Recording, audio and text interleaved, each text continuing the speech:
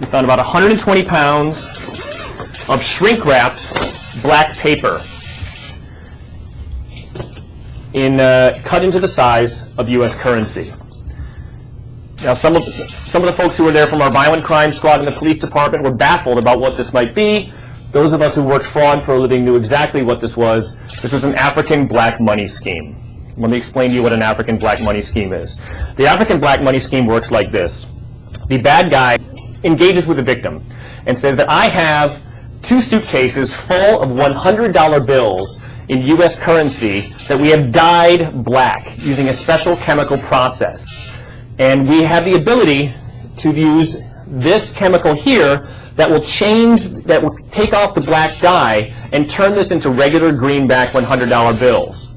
And then the con man opens this up in front of the victim and then puts the solution, the magic solution, on the black paper and wipes it off with some cotton balls. And what the victim sees before him is an actual, real $100 bill.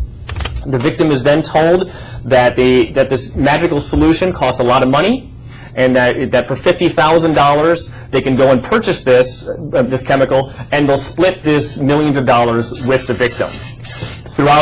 Since the year 2000, when the scheme first came to the United States, victims have given money, substantial amounts of money, to the con men. The con man then says that as a gesture of good faith, they're going to leave the millions of dollars with the victim while they go and pick up the magical solution. And then the con man leaves and is never seen from again with the victim's $50,000.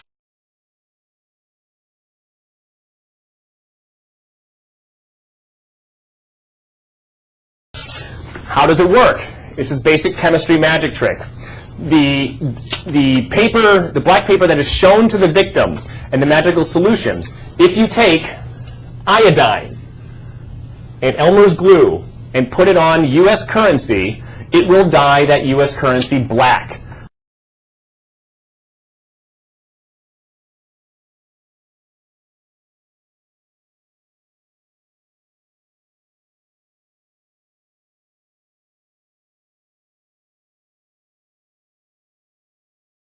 The magical solution to get the dye off of the money is crushed vitamin C and water.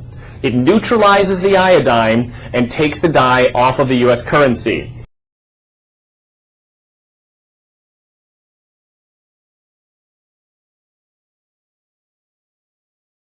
You only need one $100 bill to actually pull this off, and a whole lot of construction paper. Where do we stand now? We have an unusual situation on our hands.